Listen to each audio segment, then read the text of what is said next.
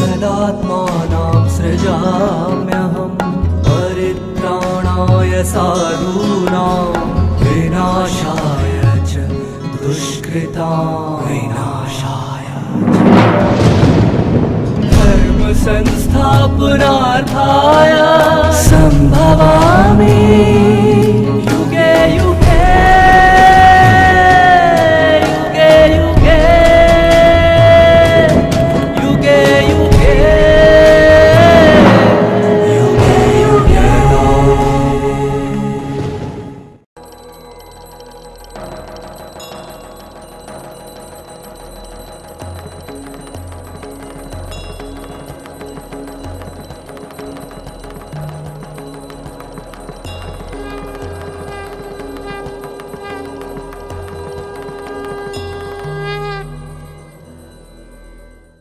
कभी कभी गलत रास्ते से कमाया हुआ धन किसी न किसी तरह से मुझे नुकसान पहुंचाता है। जैसे जो ज्ञान कर्म में अप्लाई तो कर लेते हैं, मान लो कि मैंने धन कमाया और उसी तक सीमित रहती हूं कि मेरी शरीर की आवश्यकताओं को ये पूर्ण करता है, लेकिन मैं ये जानना भी नहीं चाहती हूं कि ये धन सही रास्ते से आया भी है या गलत रास्ते से आया है। अगर वो गलत रास्ते से आया है तो जरूर उसका हिसाब किताब जो बनेगा वो मुझे ही चुकता करना पड़ेगा। कई बार कई लोग कह देते हैं, अरे आम गिनने से मतलब या खाने से मतलब, कहाँ से भी आए, कोई भी वृक्ष से आए, हमें क्या, है ना। तो धन भी जहां से भी आए हमें क्या। लेकिन नहीं,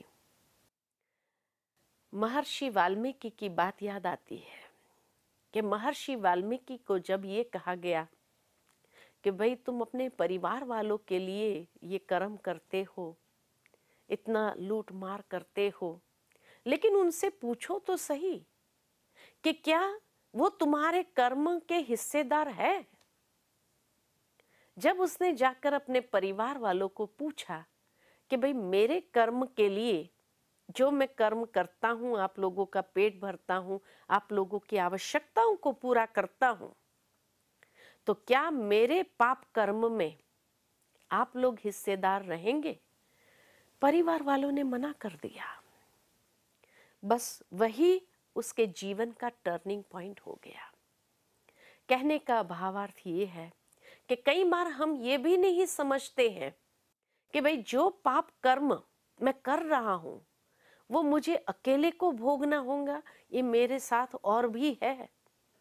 सूक्ष्म कर्म का हिसाब तो यही कहता है कि सभी उस भोगना में शामिल हो जाते हैं, परंतु जहां वो भोगना के लिए लोग तैयार नहीं होते हैं और इसीलिए जब ये समझ को अप्लाई ही नहीं करते हैं कि भाई इस कर्म से मुझे क्या प्राप्ति होने वाली है, तो ये ज्ञान तमोगुणी ज्ञान है कि जहां हम सिर्फ सीमित ज्ञान रखते हैं, आगे जानना नहीं चाहते हैं कि क्या इसके कॉन्सिक्वेंसेस होंगे और वो कॉन्सिक्वेंसेस मुझे किस तरह से रिटर्न करना पड़ेगा, ये मेरे सामने आएंगे, उसको जानना ही नहीं चाहते हैं और कर्म व्यक्ति करता जाता है, तो यह तामसिक गुण है, यह तामसिक ज्ञान कहा जाता है।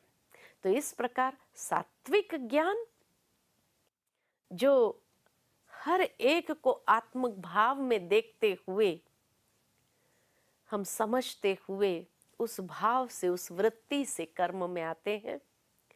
राजसिक ज्ञान अच्छा है बुरा है इसको समझते हुए फिर आचरण में आते हैं, और तामसिक ज्ञान जहाँ न जानना चाहते हैं न समझना चाहते हैं, बस मेरी आवश्यकताएं पूरी हो रही है, ये काफ़ी है। ये तामसिक ज्ञान है, ये तामसिक ज्ञान है। और इस तरह कर्म के 3 प्रकार।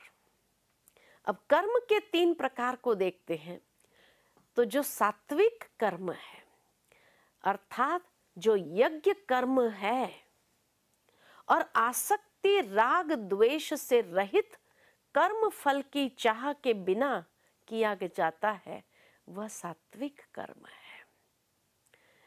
यज्ञ कर्म यानी आत्म शुद्धिकरण के लिए कर्म है, जिसमें कोई आसक्ति नहीं, राग द्वेष नहीं, कर्म फल की चाहना नहीं, वो सात्विक कर्म है।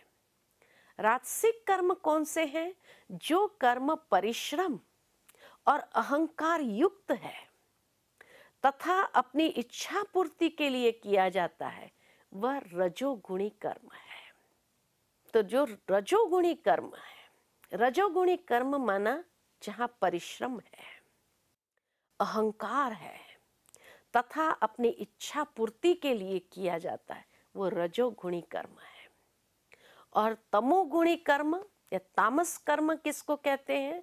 तो जो कर्म परिणाम, हानि और अपने सामर्थ्य को न देखकर, कई बार आज की दुनिया में जैसे लोग परिणाम को नहीं देखते, भाई ये कर्म करने से क्या परिणाम होने वाला है, दीर्घ दृष्टि नहीं, दीर्घ बुद्धि नहीं, तो जो न परिणाम को देखते हैं, क्या हानि होने वाली है, मेरे सामर्थ्य में है या नहीं है, इसको देखे बिना, बिना विचारे मोह व अज्ञान वश किया जाता, वो तामस कर्म है।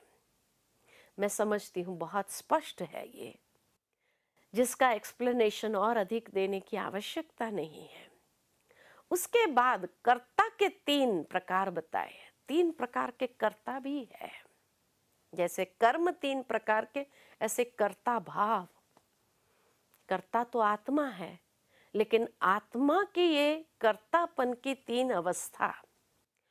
तो जो व्यक्ति संग दोष से मुक्त, अहंकार रहित, दृढ़ संकल्पधारी और उत्साह पूर्वक अपना कर्म करता है और सफलता असफलता में अविचलित रहता है, वह सात्विक कर्ता है। इसी तरह राजसिक कर्ता कि जो व्यक्ति कर्म तथा कर्म फल के प्रति आसक्त होकर फलों को भोग करना चाहता है, तथा जो लोभी, सदैव ईर्ष्यालु, अपवित्र और सुख दुख से विचलित होता रहता है, वह राजसी कर्ता है।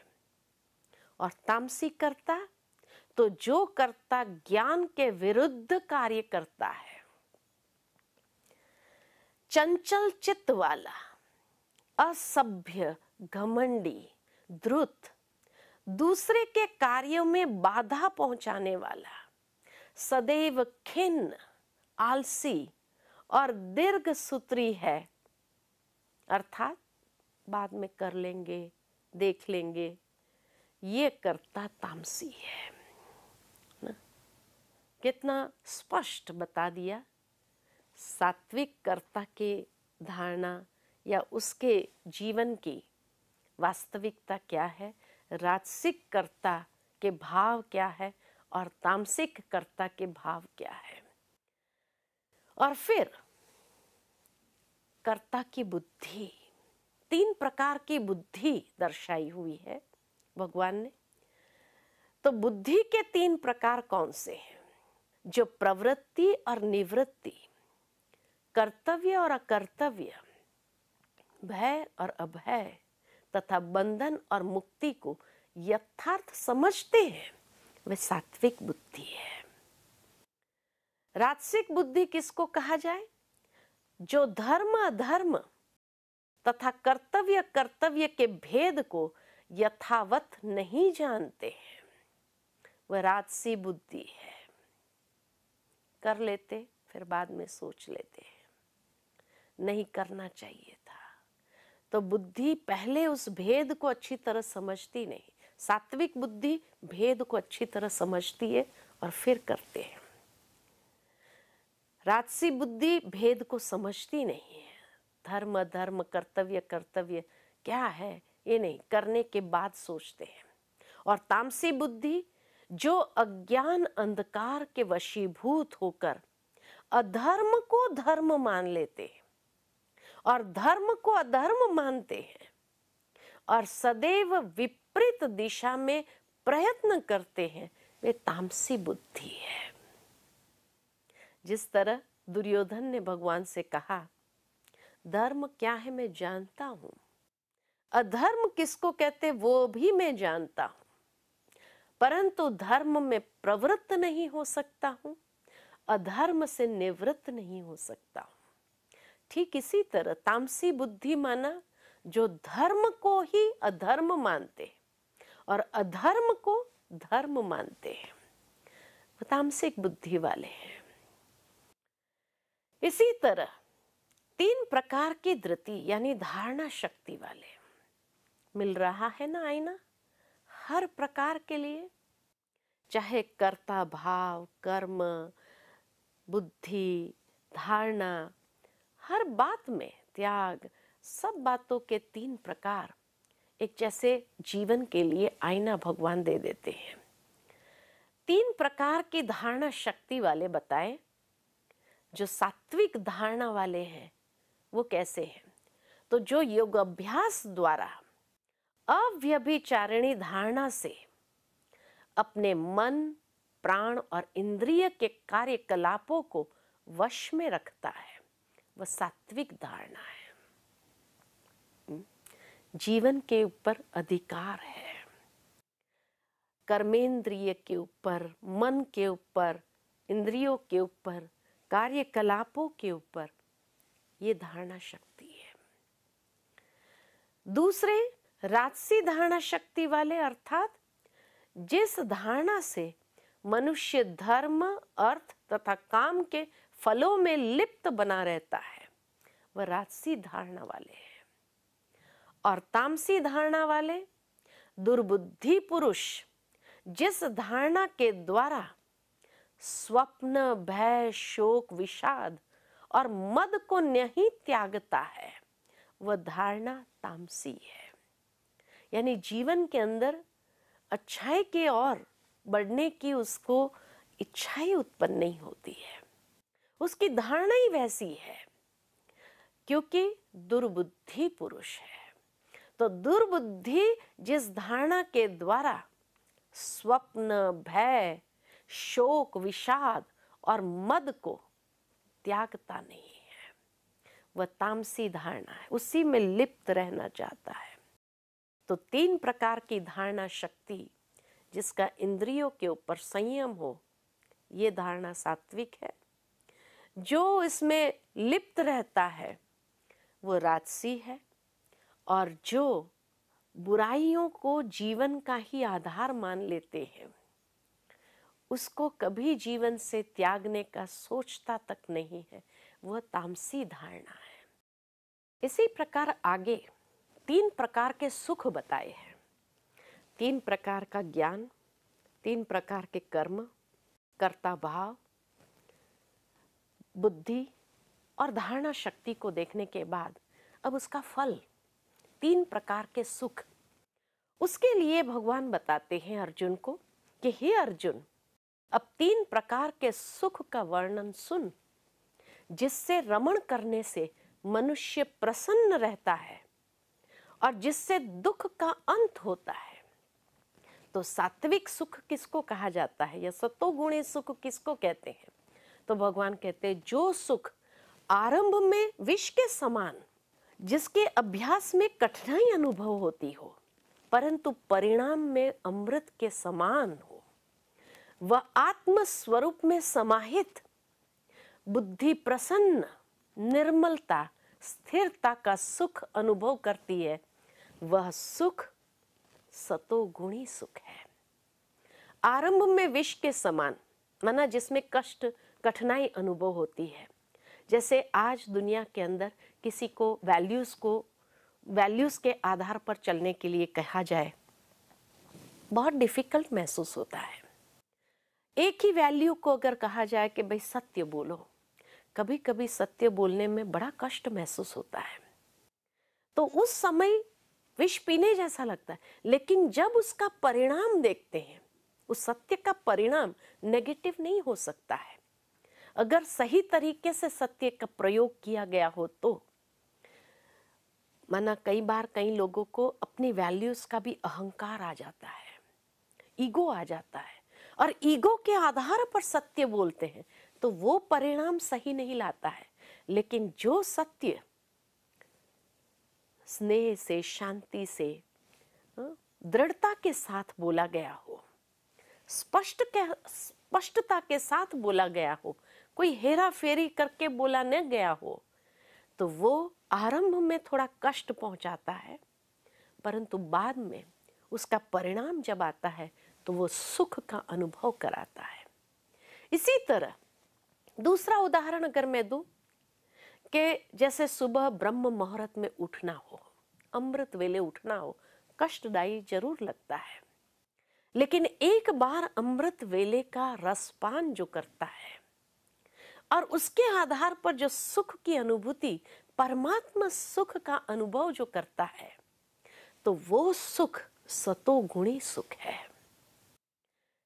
इसी के साथ में अगर रजोगुणी सुख को देखा जाए तो भगवान कहते जो सुख विषय और इंद्रियों के संयोग से उत्पन्न होता है वह प्रथम तो अमृत समान अनुभव होता है, परंतु परिणाम में विष तुल्य होता है, वह सुख राजसी सुख है।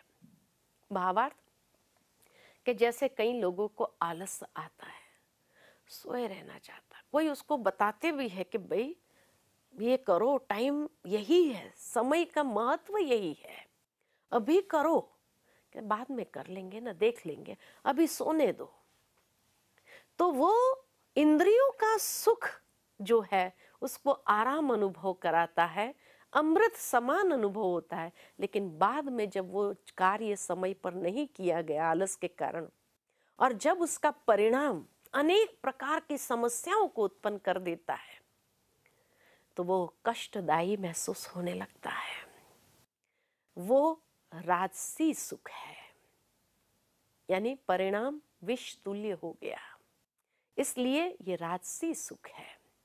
और जो तामसी सुख है, तो जो आत्म उन्नति के प्रति अंधा, प्रारंभ से लेकर अंत तक मोहग्रस्त है, और जो आलस्य, निद्रा और प्रमाद से उत्पन्न है, वह सुख तामसी सुख है।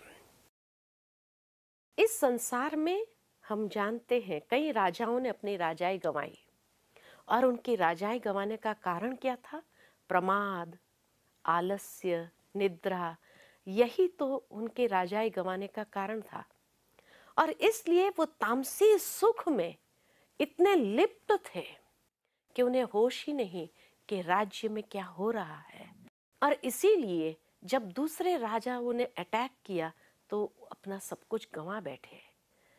तो तीन प्रकार के सुख, सात्विक सुख जो आरंभ में थोड़ा कष्टदायी होता है, बाद में अमृत समान अनुभव कराता है, राजसी सुख जो आरंभ में अमृत समान होता है, बाद में थोड़ा कष्ट महसूस कराता है, और तामसिक सुख में सब कुछ व्यक्ति गंवा देता है। और इस तरह आगे भगवान इस पृथ्वी पर जो चार वर्ण बनाए हैं, ब्राह्मण, क्षत्रिय, वैश्य और शूद्र, उसके संस्कार के हिसाब से जो दुनिया ने भेद बनाए हैं वो स्पष्ट करते हैं भगवान, और कहते हैं कि उनके गुणों का भेद जो किया गया है, परंतु आज उस हिसाब से लोग चलते नहीं हैं। पृथ्वी पर ब्राह्मण, क्षत्रिय, वैश्य, शूद्र में प्रकृति के गुणों के अनुसार उनके स्वभाव द्वारा उत्पन्न गुणों के द्वारा भेद किया जाता है। पृथ्वी पर अथवा स्वर्ग के देवताओं में ऐसा कोई प्राणी नहीं है जो प्रकृति से उत्पन्न इन तीनों गुणों से प्रभावित न हो या मुक्त हो। हर एक पर प्रभाव जरूर है।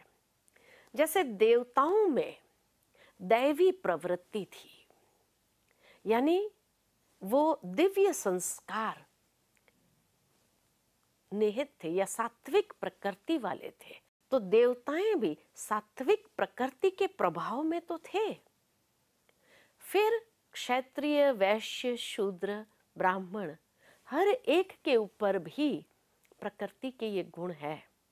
ये जरूर है कि देवताओं के ऊपर राजसी या तामसिक प्रकृति का प्रभाव नहीं है, परंतु ये चार के ऊपर तो समय प्रति समय अलग अलग प्रकृति का प्रभाव पड़ता है।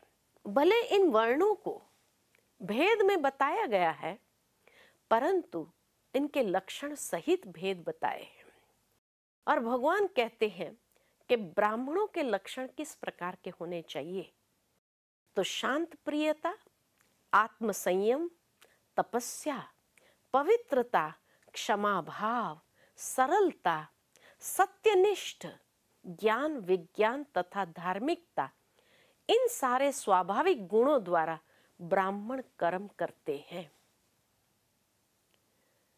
क्षत्रिय वीरता, शक्ति, संकल्प दक्षता, युद्ध में धैर्य, उदारता तथा नेतृत्व, ये क्षत्रियों के स्वाभाविक गुण है। कृषि करना, गौरक्षा तथा व्यापार वैश्यों के स्वाभाविक कर्म या गुण है। और शूद्र का कर्म श्रम तथा सेवा करना। परंतु आज कहीं न कहीं ये क्वालिटीज या ये वैल्यूज जीवन के अंदर किसी भी वर्ण में नहीं रहे। ब्राह्मण वर्ण में भी देखा जाता, भले जन्म से वो ब्राह्मण वर्ण में हो, लेकिन कर्म उसका शूद्र से भी नीचे क्वालिटी का हो गया हो, यानी उसमें इतनी तामसिकता आ गई हो। कोई क्षत्रिय घराने में है, लेकिन उसके अंदर भी तामसिकता आ गई है। या कोई शूद्र घराने में होने के बावजूद भी कर्म श्रेष्ठ और ब्राह्मणों की क्वालिटीज या सात्विक प्रकृति को उसने अपनाया हुआ है, तो आज कलयुग के अंदर ये टोटल इम्बैलेंस हो गया है। जो वर्ण के हिसाब से क्वालिटीज को बनाया गया था, वो क्वालिटीज आज लोगों के अंदर नहीं रही है, और इसीलिए कलयुग के अंदर सब तामसिक प्रकृति के वश होकर के ही कर्म कर रहे हैं। और इसलिए आगे भगवान ये चारों ही वर्ण को बहुत सुंदर शिक्षा देते हैं और कहते हैं कि अपने स्वभाव एवं विकास की स्थिति को पहचान कर प्रत्येक व्यक्ति ने अपने स्वाभाविक कर्म का निष्ठापूर्वक पालन करना चाहिए। व्यवहारिक स्तर पर इसका एप्लीकेशन संबंधों में और अपने व्यावसायिक जीवन के अंदर इसका एप्लीकेशन कैसे करना चाहिए, इसकी विधि भगवान बताते हैं और कहते हैं अपने स्वभाव एवं विकास की स्थिति को पहचान कर प्रत्येक व्यक्ति ने अपने स्वाभाविक कर्म का निष्ठापूर्वक पालन करना चाहिए, परंतु इसमें ईश्वर अर्पण भावना से कार्य करने में अहंकार सर्वथा लुप्त हो जाता है। अहंकार के अभाव से पूर्वार्जित वासनाओं का क्षय होता है और नवीन बंधन कारक वासनाएं उत्पन्न नहीं होती है। उसके अतिरिक्त चित्त की शुद्धि भी प्राप्त होती है, जिसका अंतकरण शुद्ध होता है वह परमात्मा के दिव्य स्वरूप का अनुभव प्राप्त कर सकता है। यही वास्तविक सिद्धि है। यानी व्यक्ति अपने जीवन के अंदर सिद्धि को कैसे प्राप्त कर सके, तो निष्ठापूर्वक अपना कर्म करे, सही मनोवृत्ति के साथ अगर कर्म करता है और उसमें अगर अहंकार को स्थान नहीं देता है, अहंकार से स्वयं को मुक्त कर देता है। अहंकार से मुक्त होने के लिए आत्मस्थिति, आत्मस्मृति बहुत आवश्यक है। यही हमें देह अभिमान या देह अहंकार से ऊपर उठाता है। तो जब कर्म निष्ठा पूर्वक करते हैं और उसमें अहंकार से ऊपर उठ जाते हैं, आत्मस्मृति के भाव से, तो जो मनुष्य जीवन में अनेक वासनाएं हैं, वासनाओं का कारण ही है देह भान। तो ये चारों प्रकार के वर्णों की बात और उनके वैल्यूज को लेकर के जो कार्य करने के लिए भगवान ने बात बताई, लेकिन उसके साथ साथ आज जैसे हम देखते हैं कि ये चारों प्रकार के वर्ण में वो वैल्यूज रहे नहीं,